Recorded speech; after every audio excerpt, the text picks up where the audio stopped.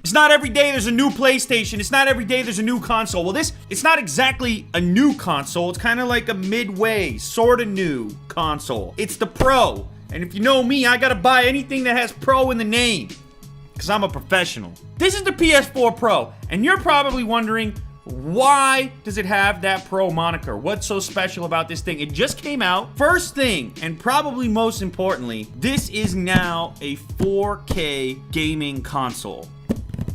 Now, that's not going to matter to everybody right away because not everybody has a 4K TV or display that they're going to hook this up to. But I love pixels.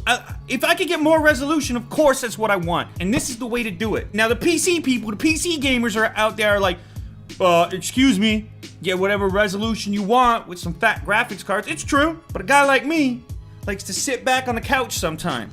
Controller in hand, super relaxed. I'll put the game on mute, a little NBA 2K17 on mute, with the podcast running on the side. Let's get inside. I'm noticing that the contents of the box are listed over here. Looks like all the cables that you're gonna need are included. Spectacular graphics. If you don't have a 4K display, you still might see some minor improvements on a 1080p display. You might get a few more lines of vertical resolution, maybe slightly better graphics, a more natural appearance. The thing has more horsepower, so theoretically, even on a 1080p screen, there's going to be some improvements. Support for faster frame rates as well. This will stream 4K video from Netflix as well as YouTube. Unbox Therapy, one of the first shows in the world to be fully 4K. All right, you can tell I'm excited. Here we go. It's the old box inside the box trick.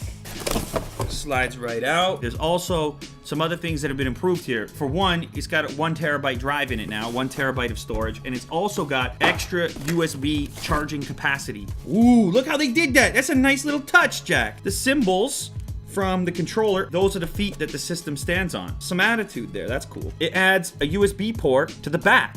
So now there's a third one, 2 on the front, 1 on the back. Your LAN port for wired connectivity if you choose to get those sweet speeds. There's also digital optical audio out. There's this auxiliary port here for accessories, and then the HDMI out. And I like how the power connector is recessed in here. 2 more USBs. These are the main ones that people will use. The buttons, I like this. I like that they did this. So I've had a number of different PlayStation 4s, but what they've done here now is the power switch is over on this side and the eject switch is over here. It's tougher to mistake one for the other, which happens all the time, especially with new people that are using your PlayStation. Maybe they're Xbox users, they come over, they're just slamming those buttons, getting the wrong results. You can tell, you see them stacked up. I mean, the design aesthetic is pretty similar. The Pro is a little bit wider this way. It's a tiny bit taller, and the depth is roughly the same. It's got a little bit more horsepower.